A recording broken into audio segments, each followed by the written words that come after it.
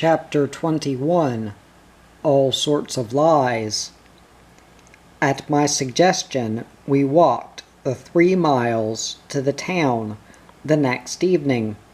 The hotel in the market square was a popular place of rendezvous for parties who wished to celebrate on the meager rations available, or for the relatives of serving personnel who might be staying in the town. I knew that my colleagues often went out to dinner there, but I had never visited the hotel myself, and I found it very pleasant to sit and drink cocktails in the carpeted lounge and enjoy the dim lights, and look at the hunting prints and horses' head brasses which hung on the walls. In the dining room, too, I enjoyed the white linen and the sparkling glass.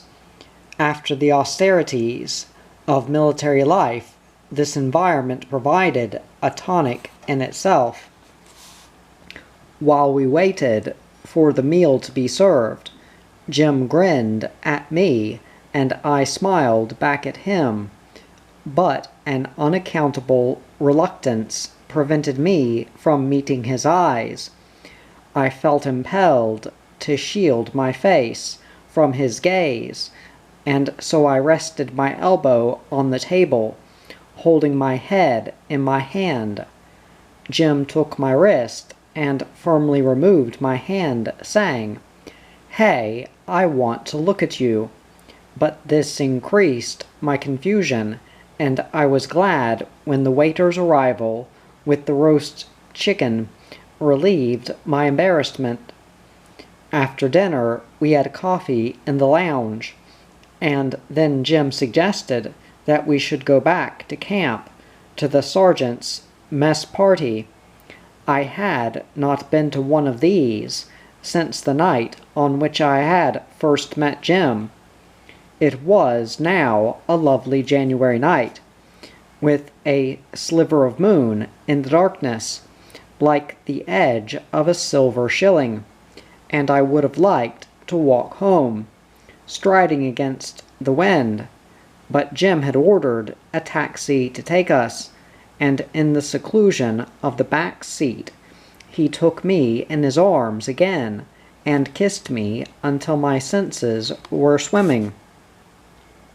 The ecstasy of those moments remained with me like a brilliant streak of light across a cathode ray tube. When we dismounted from the taxi, I stumbled in the darkness, and Jim led me along the path outside the living quarters. I heard him saying calmly and deliberately, "My door is the second on the right. I am going into my room, and I will wait 5 minutes, with the door ajar. If you don't care to come in to me, I'll be out here again, and we'll go on to the sergeant's party. But if you come in, I'll give you a wonderful time." Then I was alone. I stood there in the darkness, while currents of thought flowed around me. I remembered the strictures of my upbringing, the positive boundaries of right and wrong. I recalled my mother's rectitude, my father's puritanism, the standards of behavior I had assimilated at school, and all the time I knew that I should go to him. The 5 minutes must have been almost up when I slipped in through the entrance door and into the room on the right. As I entered, I saw Jim's face light up with an expression of undisguised joy, or was it triumph? Quickly and silently he shut and locked the door, then turned to take the greatcoat off my shoulders. A sense of shame now flooded over me. I was committed. I stood and glanced round the room, seeing the single iron bedstead, the rough wood floor, the sulphurous coke stove, the pin-up pictures on the wall, and I was filled with despair.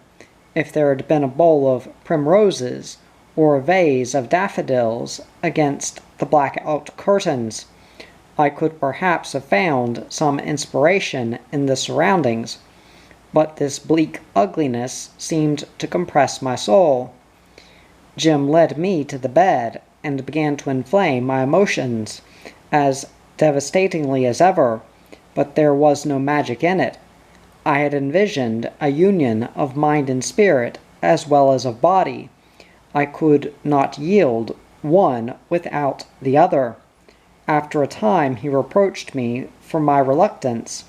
"Come," he said, "once you give in, we shall love each other more than ever." "More," I said. "Surely you'll want to do this every day." "But," I stammered, "you said that the experience would satisfy me physically. If my feelings were to be stimulated still further, I could not endure it."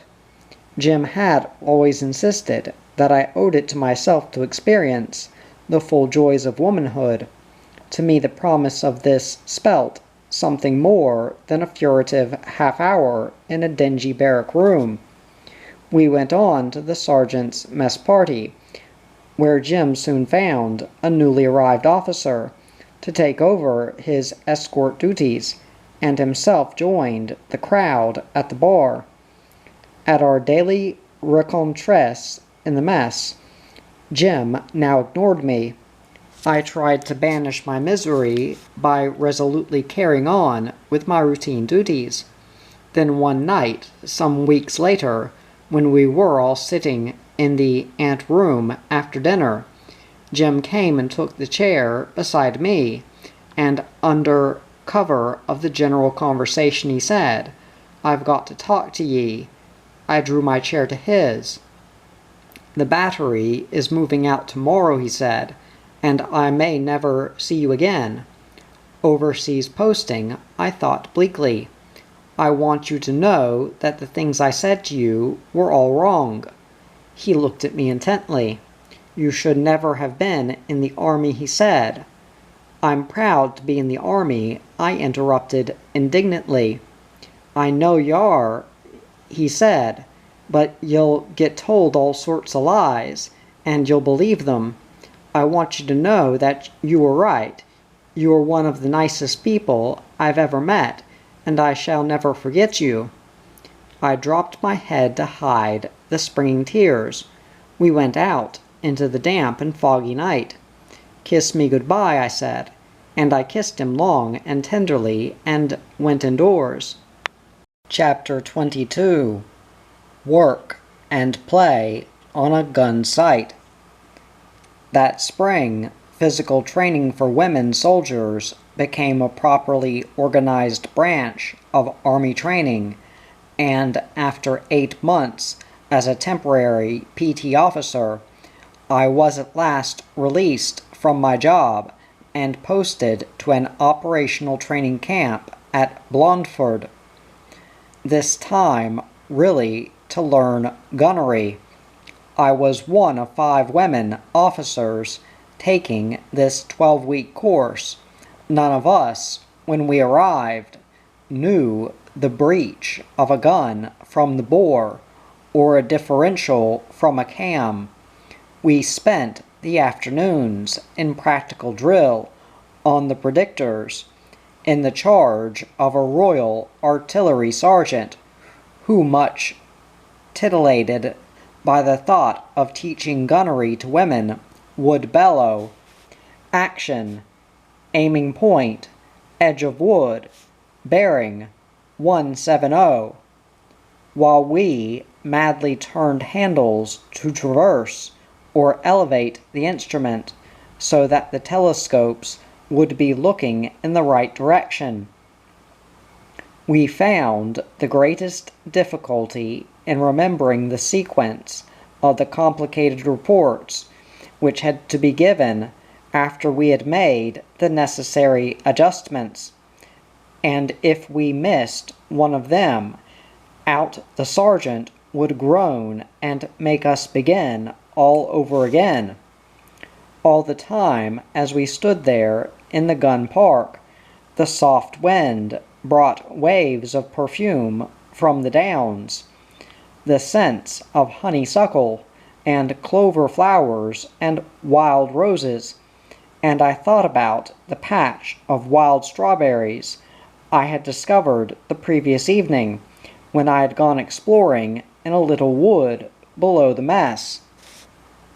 I was more at ease in the classroom, where we learnt the theory to which I had been introduced at Louth so many years before, the elementary optics involved in the principle on which the height finder worked, the calculation of ballistic correction and fuse factor from the information contained in the routine meteorological telegrams, the trigonometrical principles on which the predictors worked, and the secret and fascinating wizardry of the radio location equipment.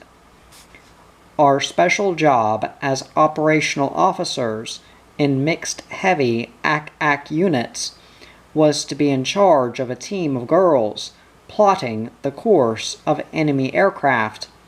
Plotting consisted of using the information picked up by the GL operators regarding such matters as the bearing, compass direction of approach of the plane, range, distance from the gun, height, in order to give the plan position of the target, and from this to draw, in plan and to a given scale, a line representing the actual movements of the target.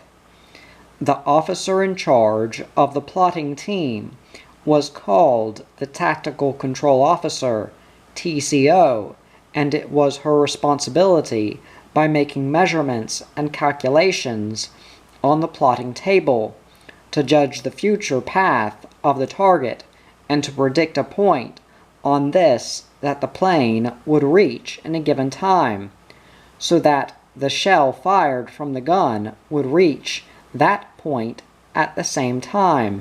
The gunners, who were men, were concerned with the handling of the gun in such a way that they were ready to fire a shell set at the correct fuse length as soon as the gunnery post officer gave the order, "Fire."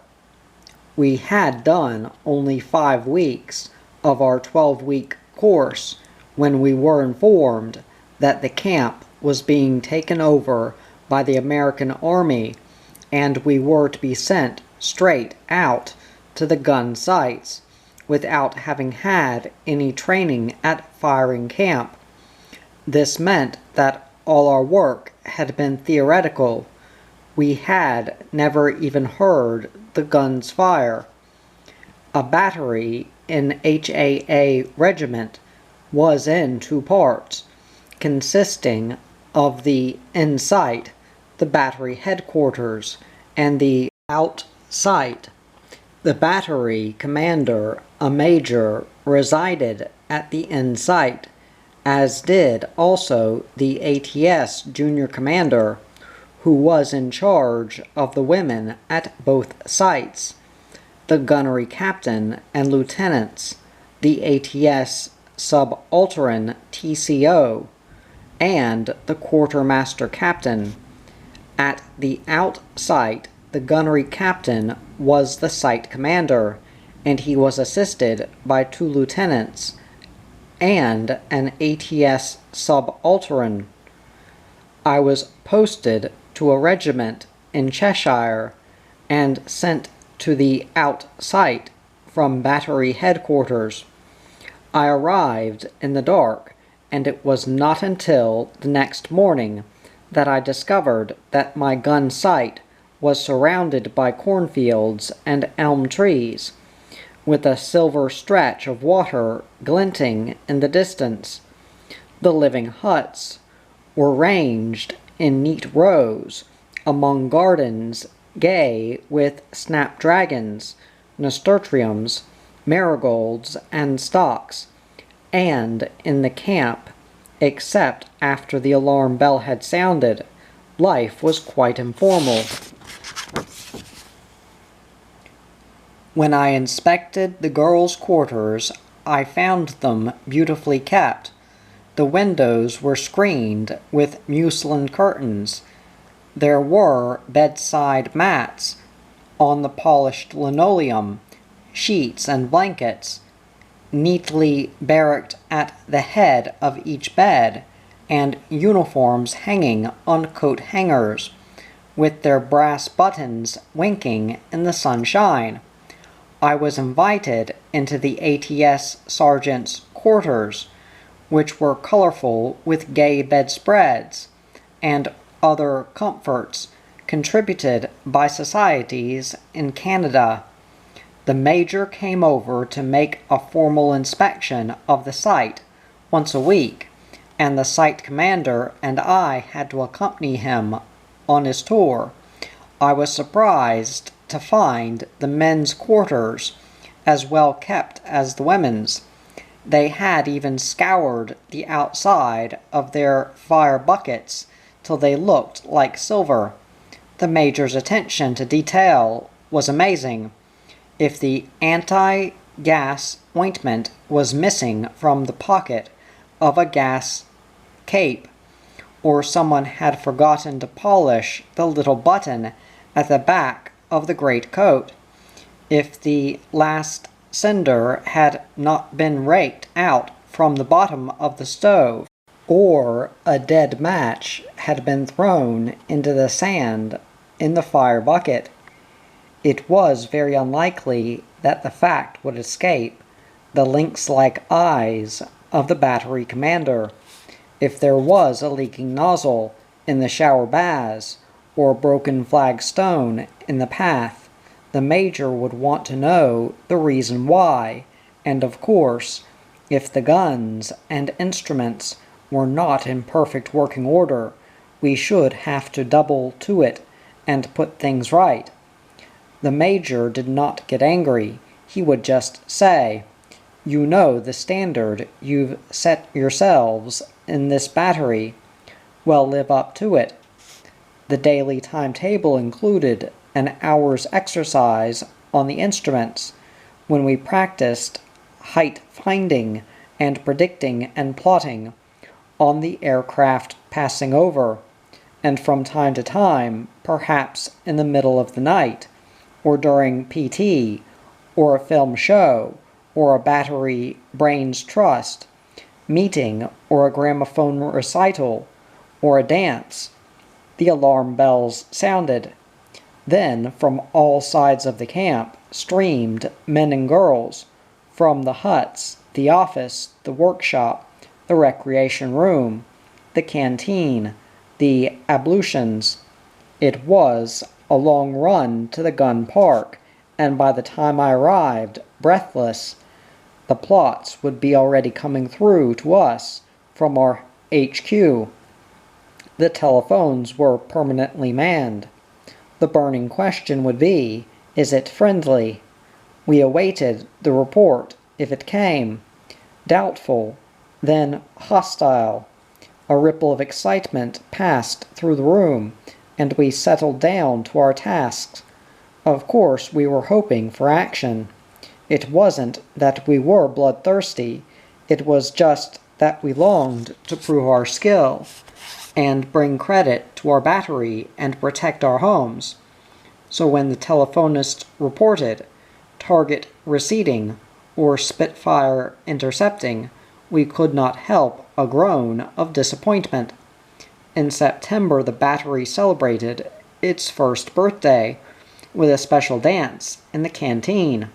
In the morning, the girls who were not on call to man the instruments went to the woods across the road and came back with armfuls of ferns and autumn leaves, and the non-operational personnel, orderlies and batmen and carpenters, spent the afternoon decorating the room. The vicar gave us some of his roses, which we framed in a V of fairy lights. We stripped our gardens and starred the dark green of fern with marigolds and purple asters, and banked moss and lobelia along the edge of the platform, in the hearth and on the mantelpiece. The cooks had a busy afternoon, making sausage rolls and birthday cake. One of the villagers sent us up a sack of pears, and the site commander decided that the occasion called for free beer all round, so it was a wonderful party.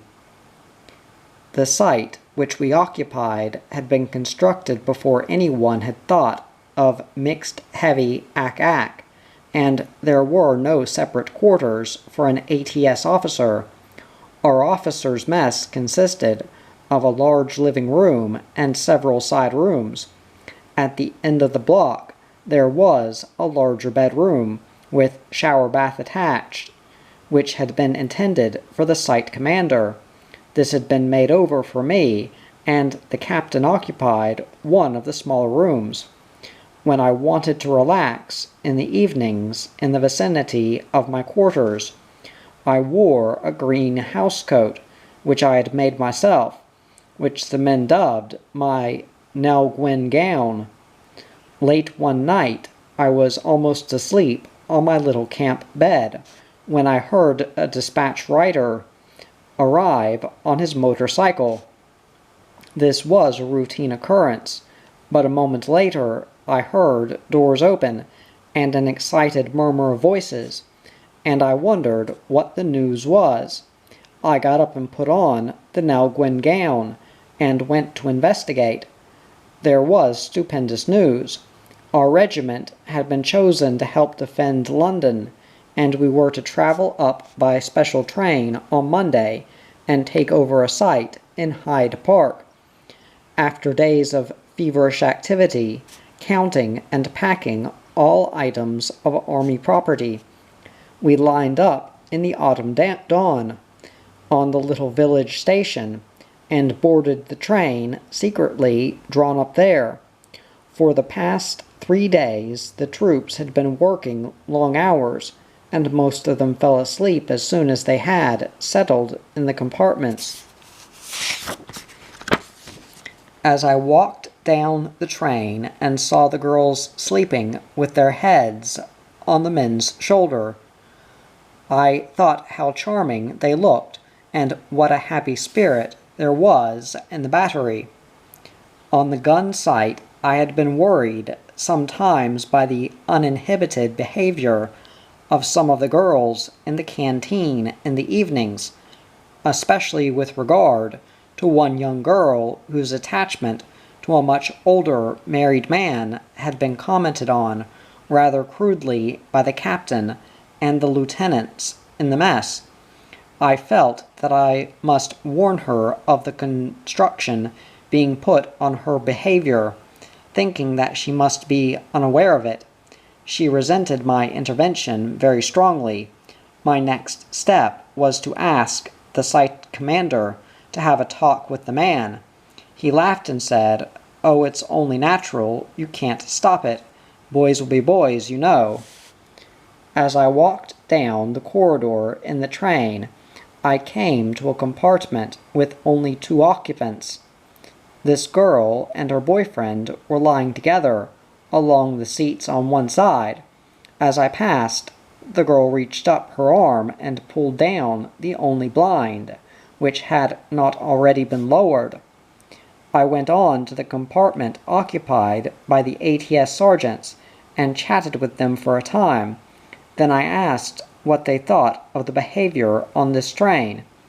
They replied, as the military officers had done, "You can't stop it." On arrival in London, we were sent to Finsbury Park until the Hyde Park site should be ready for us. The next morning I met the sister of the girl as I was going round the camp, and I said to her, "What do you think of your sister's behavior?"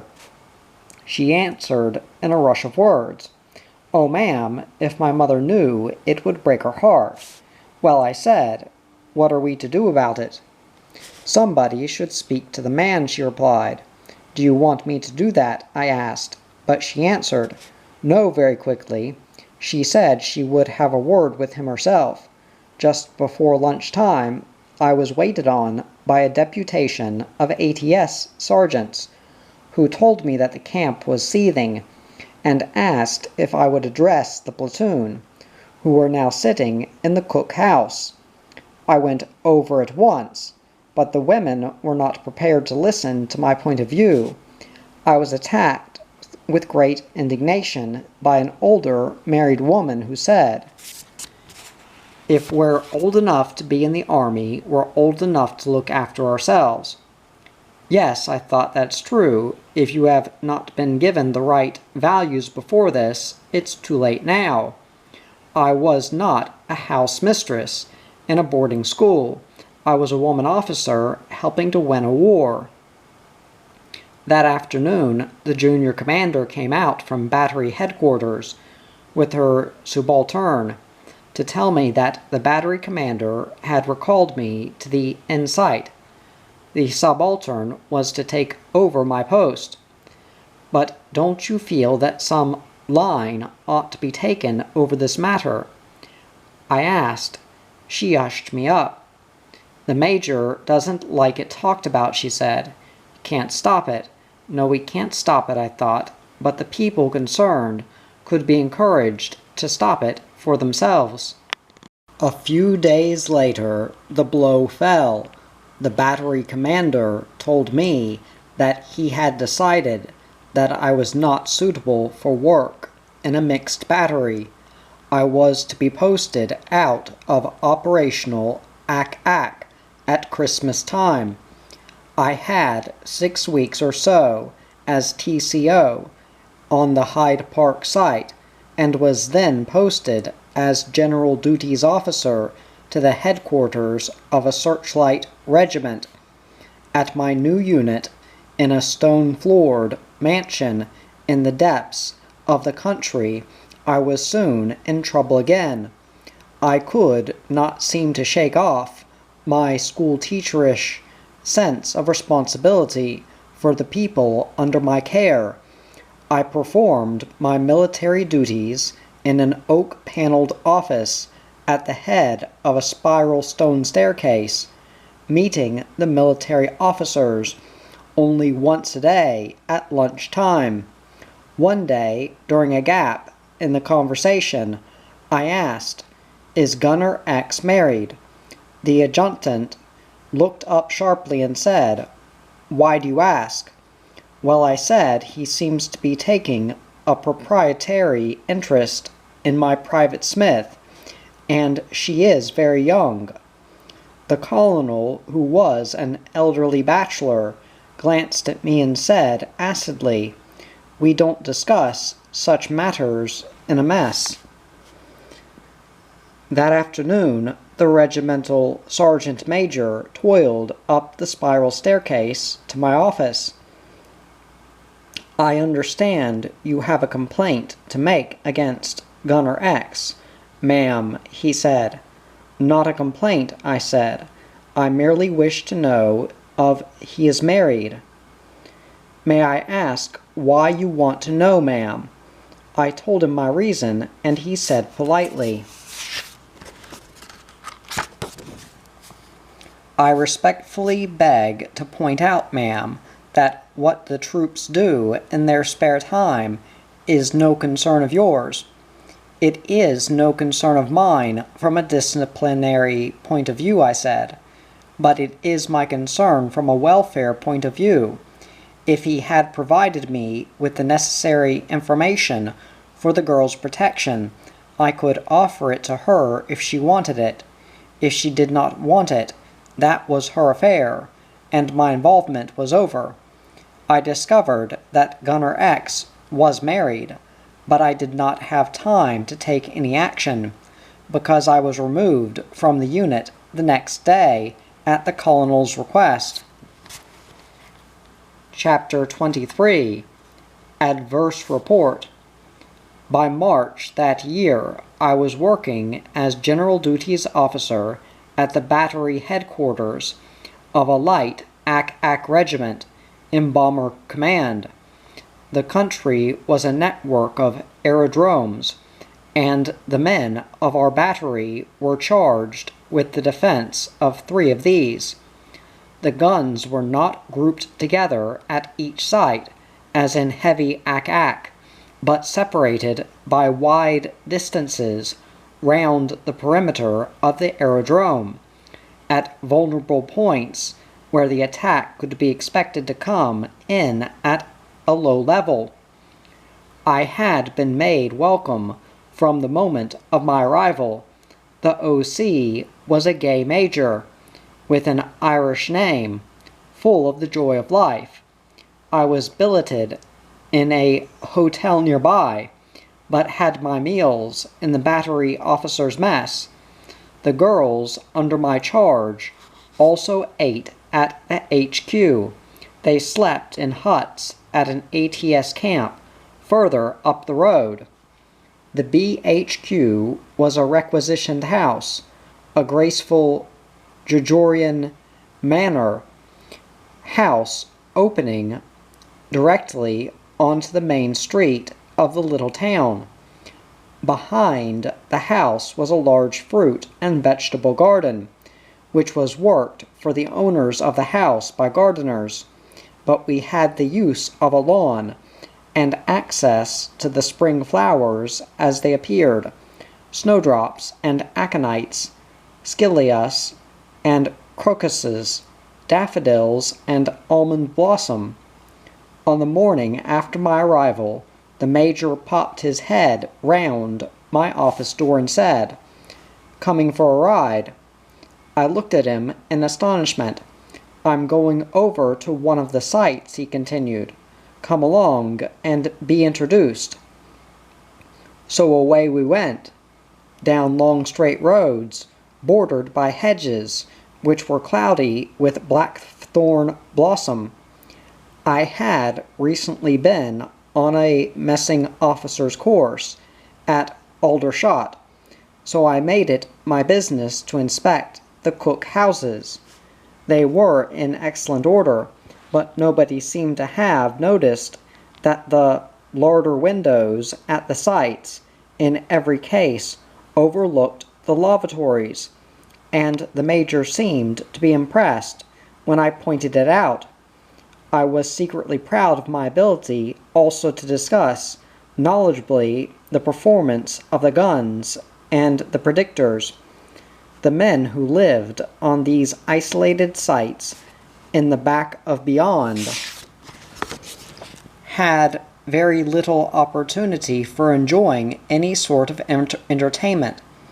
So every Sunday evening a party was held in the recreation room at the HQ for any of the men who could be spared to come over. We played housey-housey and danced, and since it was not a dry party, by the end of the evening every one was ready to join in lustily for the major's favorite, Knees Up, Mother Brown.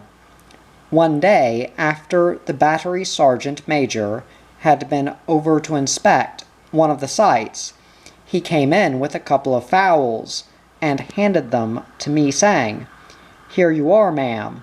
They'll make a nice variation to the menu." "Oh, how wonderful!" I exclaimed enthusiastically.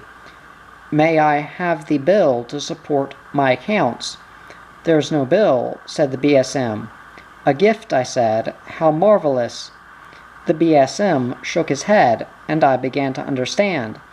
"I see," I said. "You stole them." "Stole is a hard word," replied the BSM. When the birds were served at table, the major laughed at my refusal to eat any of them. "I've told you before," he said, "the army has no morals." "But the army consists of individuals," I replied. "Surely the quality of the army's morals will depend upon that of your morals and mine." Early in April, this battery too became 1 year old, and that gave me an excuse to arrange another party. The decorations this time consisted of bowls of spring flowers. The the big stone jars filled with branches of almond blossom. The men fixed electric light bulbs to shine upwards from inside the jars, and it gave me a thrill to come from the blackout into the dark entrance hall and see these blossoming pools of light. When I came back from my long leave at the end of April, I found the battery headquarters empty. The men had moved, taking most of the girls with them a few days earlier. I received telephoned instructions from the major to take the rest of the girls over the following day, which would be Saturday, and I rang up my ATS company commander to tell her we were going. She was mystified. "Where are you going?" she asked. I told her and added that some of the girls had already gone. She said, "But who gave you instructions to go?" "The major," I replied.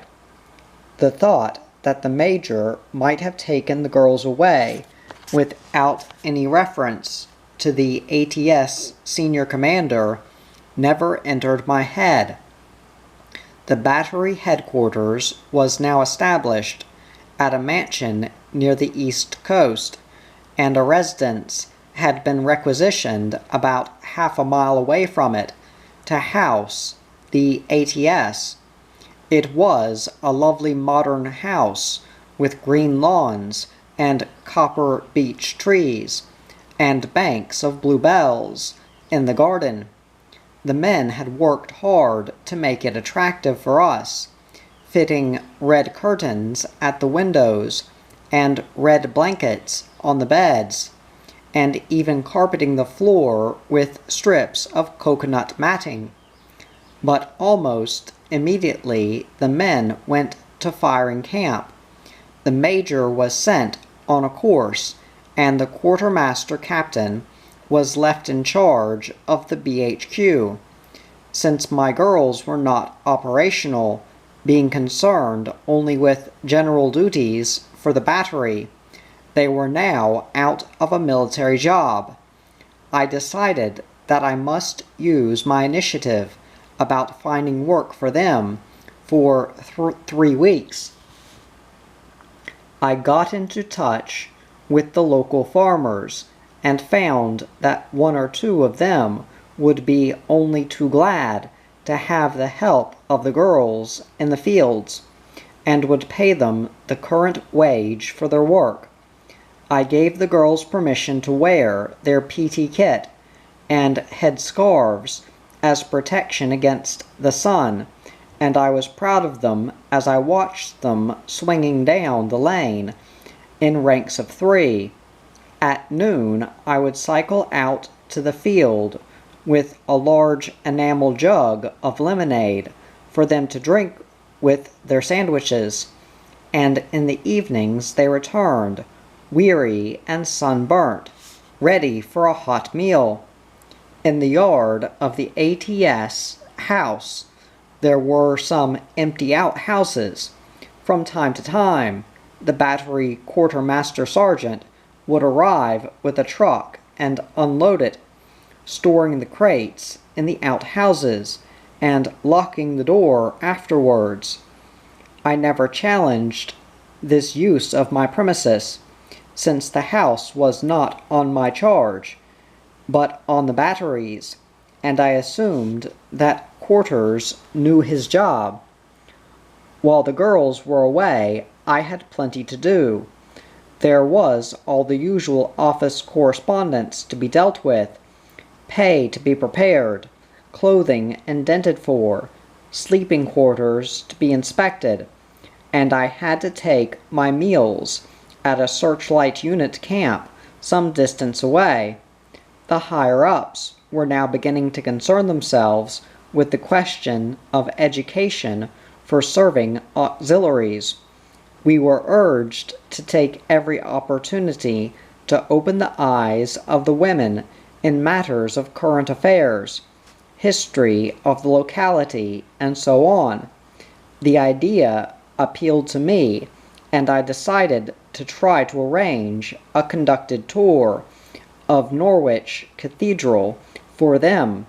This was to be a leisure time activity, so we set out on the next Saturday afternoon. The doors of our house were left unlocked, but I had notified the quartermaster that we should be away, and I expected him to be about the premises. That evening I received a telephone call from the officer commanding the battery, the major, from the firing camp, I assumed, telling me that the battery sergeant major had been over to the BHQ during the afternoon and had found my house empty and unattended. The major thought this was a bad thing. Besides, the BSM had had weekend leave and had expected to be able to take out his girlfriend in my platoon. I said I was sorry about this and added that I had taken the girls on an educational visit in compliance with the suggestion from my senior commander. A farewell dance was to be held at the firing camp on the last Friday of the men's course. The OC notified me that he was sending transport for the girls, who were excited about this. There was much pressing of uniforms and polishing of buttons in anticipation of the event. After the dance, the whole battery was to move to another site. On the Friday morning, however, I was shocked to receive a telephone call from my senior commander, telling me that I was being recalled and posted to another unit. As soon as I could contact the major, I asked him why I was being recalled, and he said it was doubtless a preface to promotion. A couple of days later, the senior commander came to me in my new headquarters. I lost no time in asking her why I'd been recalled. There was a short pause. Then she said, "Well, Taylor, I'm afraid I have to submit an adverse report about you." I looked at her in horror. When I had recovered my power of speech, I said, "An adverse report? On what grounds, ma'am?" "The colonel has reported that you have been negligent with army stores." "The colonel has reported that I have been negligent with army stores," I echoed, bemused. "I've never had anything to do with army stores." "My ATS stores had always been in perfect order." "You left a house containing stores unattended," continued the senior commander.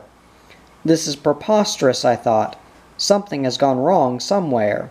I was deeply shaken to know that I had failed again. A few days later, I was required to initial the adverse report. In order, I was told, to indicate that I had seen it. "I hate to call this an adverse report, Taylor," said the senior commander, "but that is the title of the form on which it has to be submitted." I read the document through. There was no mention of army stores.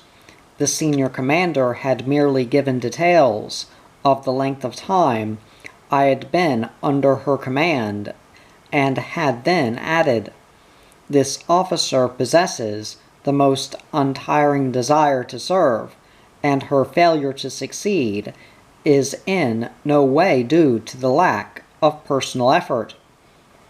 I was deeply distressed when I was called upon to make application to resign my commission.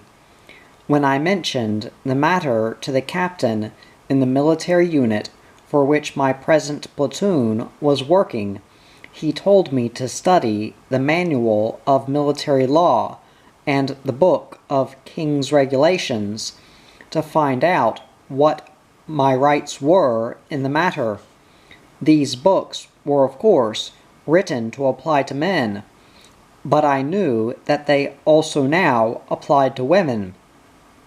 I learned from them that an officer who had been called upon to resign his commission had the privilege of requesting an interview with the highest military authority, and that his resignation would be held in abeyance until after the interview. The next morning, when I was in town to collect rations for the battery, I met a lady, the wife of a brigadier, who had entertained me to tea on a previous occasion. She saw that I was upset about something, and when I had told her the reason for my distress, she urged me to write to my MP about it.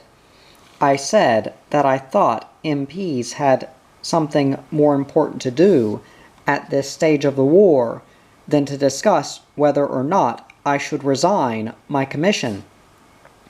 That afternoon I received a telephone call from the brigadier's wife, asking me if I would go to tea with her that day to meet Lady Hyde. I assumed that this lady was perhaps the wife of an MP, but it turned out that she was lady-in-waiting to the Queen. I went through my story, keeping my composure with difficulty, and both ladies listened with the greatest attention. When I had finished, Lady Hyde said, "I am not in a position to use any influence on your behalf, but I can undertake to deliver immediately a letter to anyone to whom you may wish to write." I thanked her very much, wrote a letter at once, and asked her to deliver it to Miss Knox, who was now director of the Auxiliary Territorial Service. Now my mind was at rest. Miss Knox would be able to tell me what had caused the demand for my resignation, and I could then decide what to do next. If I had to resign, I knew what I should do. A few days later, I was visited by the chief commander from Group Headquarters. My first request was that she should tell me the reason for the adverse report. She answered sharply, "Well, Taylor, it's not the first complaint I've had about you." "No, ma'am," I said, and I thought I was right then. Army stores have nothing to do with it. "What are you going to do when you return to civilian life?" asked the chief commander. "I shall not go back to civilian life," I said. "I'm going to revert to the rank of private." "Oh," she exclaimed, looking at me in consternation. "I can't let you do that." "I am going to do that," I said. "I joined up to help win the war, and the war is not yet won." "I must give you a night to think it over," said the chief commander. "I don't need to think it over," I said. "If I'm no use as a subaltern, I want to be a private again." For the rest of the interview, the chief commander was very kind to me, and when I told her that my parents, being totally unacquainted with Army procedure, would assume that I had at least committed some indiscretion, she suggested that she should visit them in person to reassure them on this matter. So the following weekend I met her in Worcester and took her to my house. The interview did not help much. However, my parents, who had been so proud when I was commissioned, were bewildered by the whole affair. On Saturday, August 7th, I went up to London to be interviewed by the director of the Auxiliary Territorial Service, Chief Controller Knox. I had been present at 2 officers' conferences addressed by Miss Knox, and on each occasion I had found her a most inspiring leader. I was sure that if it was my quarrel with the Army's morals that had given offense, Miss Knox would be able to put things right. Miss Knox and a chief commander, who was there to record the conversation, sat at a large desk in a spacious, soft-carpeted room, and I was put at my ease by them before I began to talk. Assuming that Miss Knox knew all about the adverse report, I told her that I could not understand the reason for it. I described my experiences in the heavy ack-ack and the searchlight regiments. I said that I had asked for this interview because I felt sure that if I explained my motives to her, she would be able to report to the Army Council that there was no need to reject my services. Miss Knox listened to me with serious attention, but when I had finished speaking, she said, "My dear, you're too late. Since you did not appeal, the Army Council has accepted your resignation." This was a severe blow, and from what I had understood, an unconstitutional action by the authorities. But it did not matter. It was not the resigning that upset me. It was the fact that it had been found necessary to demand my resignation. Miss Knox went on talking to me. "There is such a thing as incompatibility," she said. "And then, in the interest of our job, the junior officer has to go." She asked me what I was proposing to do on my return to civilian life, and the chief commander interposed a remark. "Teaching is a very important job," she said. "I know that, ma'am," I said. "I love teaching, but I joined up with a purpose. I'm proud of my membership of the ATS, and I'm going to revert to the rank of private." The chief commander was about to speak again, when the director leaned forward and interrupted her. "It is my wish," she said, "that this officer be allowed to revert to the rank of private. I don't know what the procedure is, but that is to be arranged." I looked at her gratefully. "There is one thing I should like to ask," I said. "May I keep my original Army number?" The director nodded and made a note. Then she asked, "Now, my dear, what do you want to do? Education?" "No, ma'am," I replied. "I want to be a cook." I had given a lot of thought to this decision.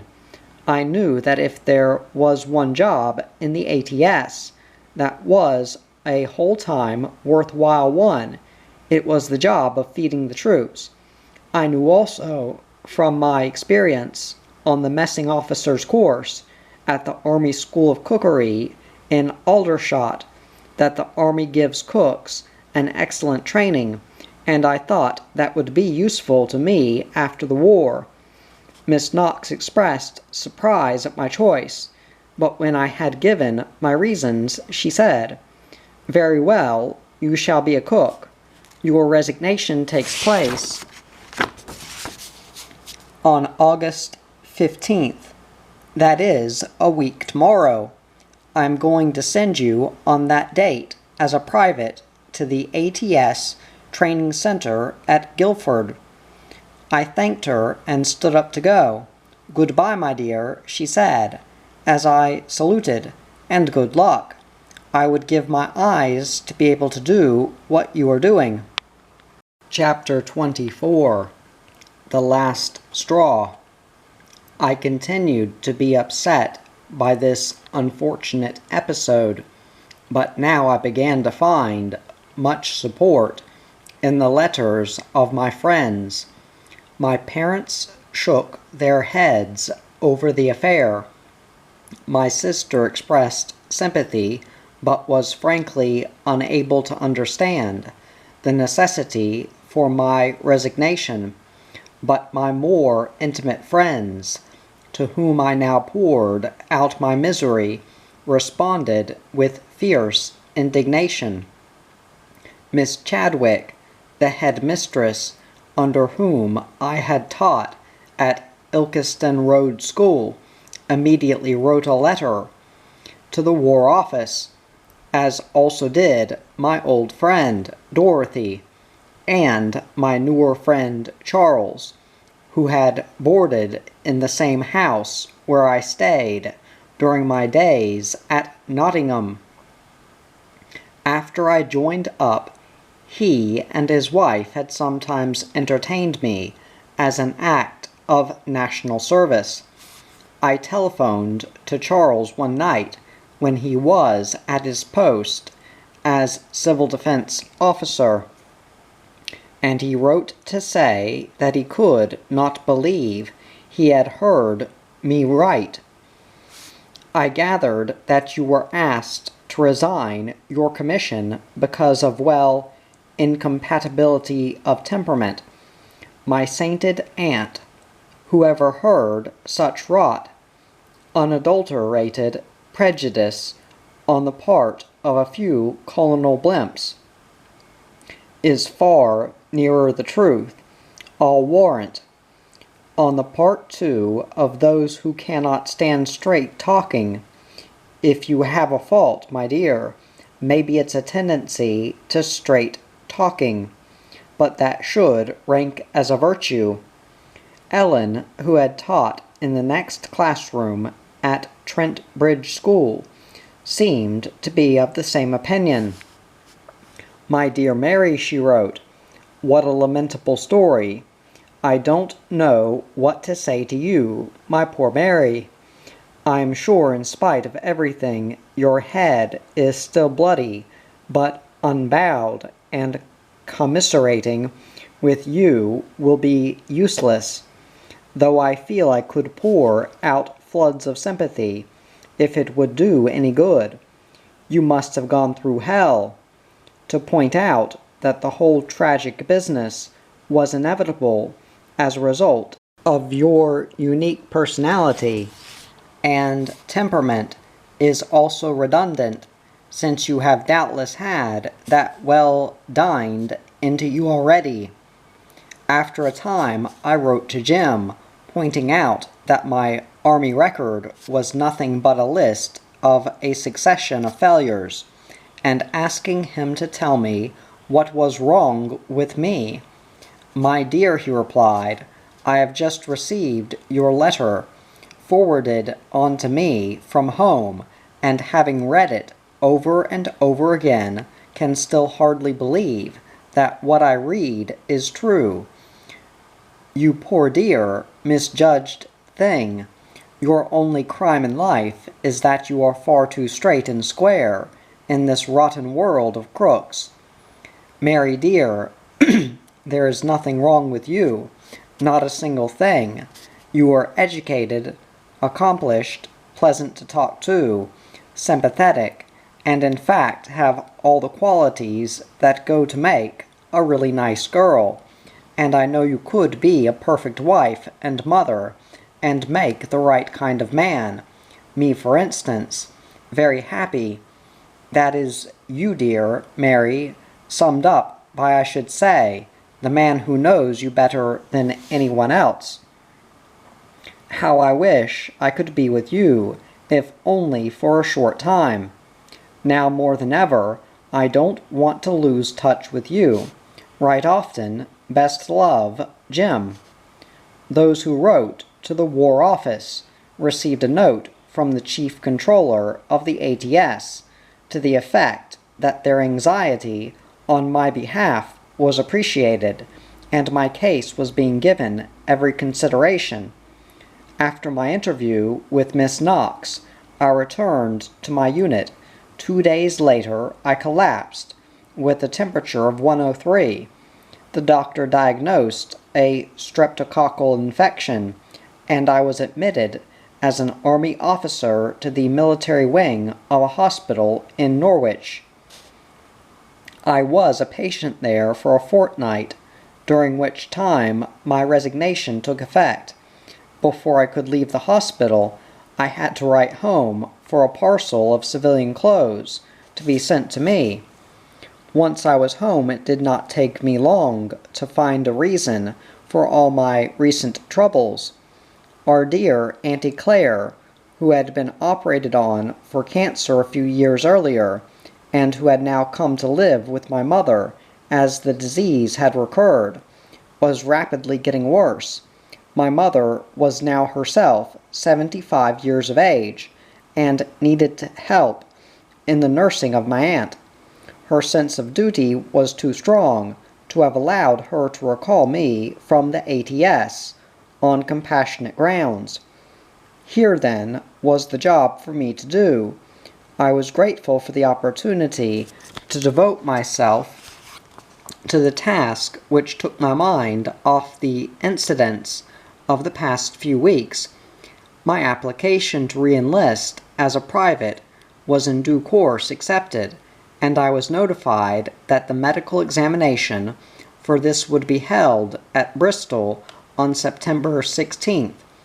I assumed that the authorities wished to check up on my recovery from the streptococcus, but I found out that this was an ordinary recruiting board examination for admission to the ATS, and was likely to be the final one, since the service was now fully manned. I was rejected on the grounds that I was medically unfit. A few days later, I received a check for £2 from the Auxiliary Territorial Service Benevolent Fund. Now, for the first time, I was overcome by a burning rage. I did not want benevolence. I wanted justice. While I was now a civilian, I could write to the War Office if I pleased, and say what I pleased. So I sat down and emptied my heart. For 4 years, I said, I had served my country efficiently, I hoped, and devotedly, with an AI medical category, now graded C3, after an illness which I had contracted while in the army. I had been thrown out. I had been a civilian for a month, with no means of subsistence, and since I had no medical certificates, I could make no claim on national health insurance, in spite of the fact that for the past 4 years I had been making full contributions to the scheme. My service had been suddenly rejected, without any acceptable explanation. The ranks of the Auxiliary Territorial Service were now finally closed to me, and presumably as a reward for my unsatisfactory service, the benevolent ATS had seen fit to send me a check for £2, which I was returning herewith. By return of post, I received a check for £25, which represented, to me at any rate, a substantial sum of money. The check was signed by the GOC at Group Headquarters. The following month, I was called up to Cheltenham and re-enlisted in the ATS, without a further medical examination. I was instructed to proceed to Guildford Training Center on November 26th. The Army was making amends, and I began to lift up my head again.